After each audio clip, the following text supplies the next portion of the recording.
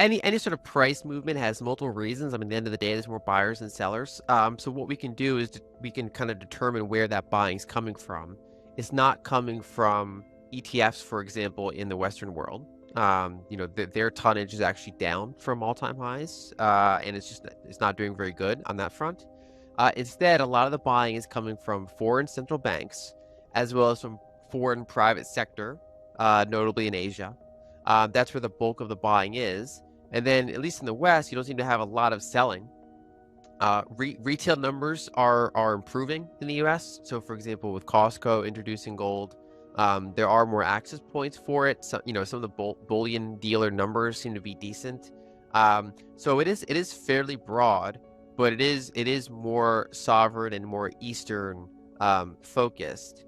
And I guess one of the things that's remarkable about it is that the price is doing pretty well, despite the fact that nominal interest rates and even real interest rates are fairly high, which is normally a pretty significant headwind. Also, the dollar index is strong. And so the fact that gold is doing this well despite headwinds, I think has a lot of information in it. Despite high nominal interest rates and a strong dollar, gold is performing remarkably well. Recent data reveals that foreign central banks, especially in Asia, are the primary buyers, while Western ETF holdings are on the decline. For instance, US retail numbers are improving, with Costco introducing gold, providing more access points for consumers. This shift indicates a strategic move by central banks, with gold holdings rising since 2009. Interestingly, since 2014, foreign central banks have also reduced their accumulation of US Treasuries, influenced by a strong dollar and strategic diversification. This trend highlights a significant shift towards a multipolar world economy, where diversifying reserves, including gold, offers security against potential geopolitical risks and financial uncertainties. As gold becomes a key asset, its performance in the face of traditional economic headwinds carries valuable information for investors and policymakers alike. So they have an amount that's like 30-some thousand tons, all central banks combined. And the history of that is that, during the 80s, 90s, 2000s, that overall tonnage was generally on a gradual decline in the world. And it bottomed in 2009, and then started gradually going back up from there. Is kind of the history of central bank gold holdings in absolute tonnage. We're also seeing that back around 2013, 2014 is about a decade ago now. Foreign central banks in aggregate kind of stopped loading up on U.S. Treasuries. And there's a number of reasons for that. Generally speaking, whenever the dollar index is strong, somewhat intuitively, central banks are not really buying Treasuries much when the dollar index is strong. And that happened around 2014. And so, we've kind of been in this like stronger dollar environment to varying degrees since then. And there's been less treasury buying, and largely because of it. There's a couple different reasons. One is that about a decade ago, China announced that accumulating treasuries is no longer in their interest. And so we've seen a shift from them toward diversifying of their portfolio strategy and including more illiquid investments, things like, lending to other markets for commodity deposits or infrastructure, basically the Belt and Road Initiative type of activities. That's kind of been one of the areas, as well as increasing their gold holdings. And so there's been some strategic aspect to it, but there's also just the strong dollar aspect, which is that whenever the dollar is in one of its big weakening cycles, like it was in the 70s or like it was in the late 80s or like it was in the 2000s, generally, other currencies are therefore doing pretty good. And sometimes they even want to weaken their currency a little bit. And one thing they can do is increase their reserves. They can create more of their currency and buy foreign assets. It could be treasuries, could be gold, whatever. So generally, they tend to accumulate assets, including treasuries, on a weaker dollar trend. But when the dollar is strengthening or it's kind of holding at a strong level, they're generally more in currency defense mode. And so they're usually not increasing their reserves by very much. Now, that's as a group. You could still have individual countries that are acting out of the average, but as a group, their debts, their like dollar debts, are generally harder because the dollar is stronger now.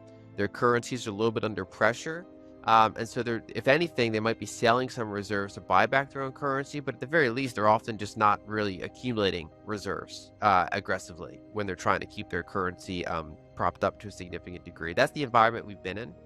And so, but around the margins, they are pointing more toward gold than treasuries over the past 10 years or so. And I think there's a number of reasons for it. I mean, basically, during the entire kind of post GFC decade, treasury, short-term rates were held at near zero. You also had this increasing kind of, I would argue, a multipolar tendency in the world. So any sort of U.S. security, treasury security, stock security, corporate bond security, whatever the case may be, those are freezable assets. They can be unilaterally frozen by the U.S. government. And so there's a number of entities that are either frenemies or competitors or just for their own, even if they don't see like as a high possibility that their reserves be frozen, they say, look, I mean, we might be pressured at some time in the future. We don't know who's going to be president 4 election cycles from now. So let's diversify into a little bit of other currencies. Let's diversify into gold. These are kind of the options that they have available to them. And I think those are some of the trends that we're seeing in that kind of central bank world. It's over 10%. I don't have the numbers in front of me. And it depends on the central bank. I mean, Russia, for example, even before their reserve freezing, they had a very high percentage of gold. Canada's like got, I think they have like no gold anymore. A lot of the European ones are fairly high. Italy, Germany, they have a fairly high gold percentage. The United States, because they're the axiom of the current system, they have very minimal foreign currency reserves, but their gold holdings are still substantial. And so in aggregate, I believe it's low double-digit percentage, which makes it one of the larger reserve holdings, but still notably smaller than their collective treasury holdings. Yeah, I'm referring to foreign exchange reserves. That's different than bank reserves. So yeah, it's good to bring up that distinction. Bank reserves in any given country are part of their base money, along with currency in circulation. That's a direct liability of their central bank. Whereas foreign exchange reserves is, a country is operating, basically there's 160 currencies in the world.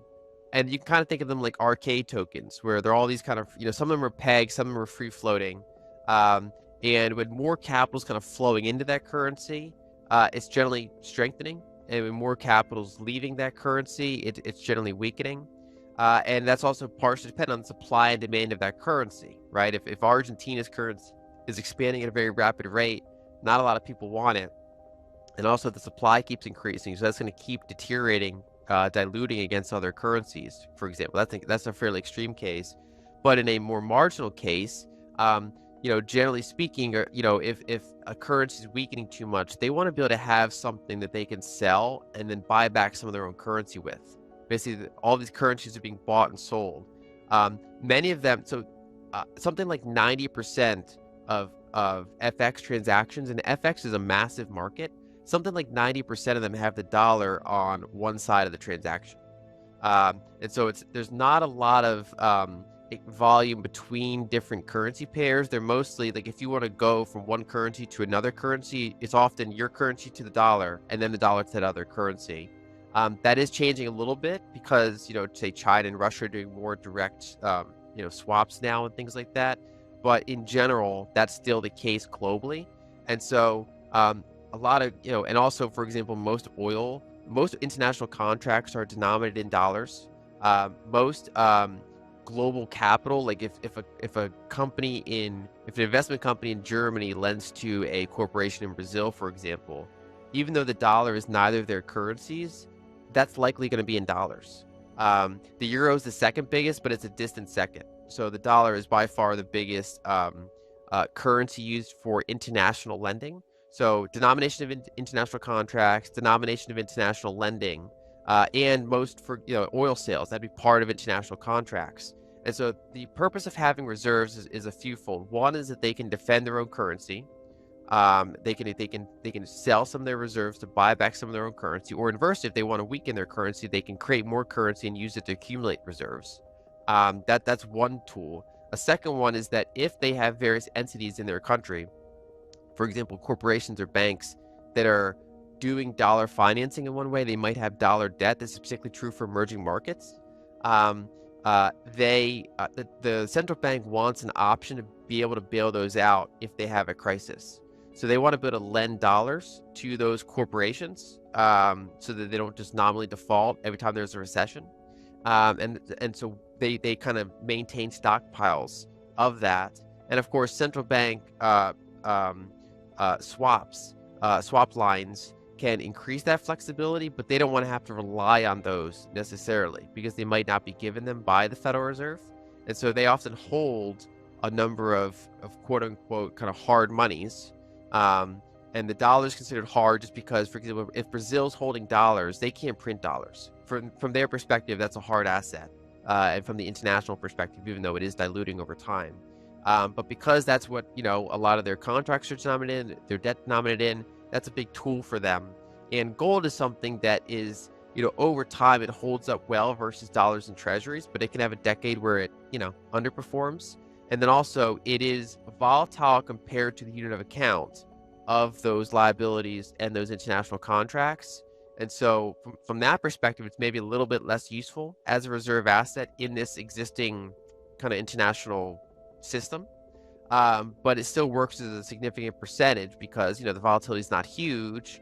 And on average, over time, the value holds up well compared to dollars. Thanks for watching today's video. Let's recap the key points from our discussion on gold and its impact on the global economy. We explored how, despite high interest rates and a strong dollar, gold is performing exceptionally well. This is largely driven by foreign central banks, especially in Asia, while Western ETF holdings are declining. We also discussed how US retail numbers are improving, with more access points for gold, like Costco. Additionally, we highlighted the strategic shift by central banks away from US treasuries towards gold, influenced by the stronger dollar and geopolitical considerations. These trends suggest a significant shift towards a multipolar world economy, emphasizing the importance of diversifying reserves to include gold. If you enjoyed this video, please give it a thumbs up, subscribe to our channel, and share your thoughts in the comments section below.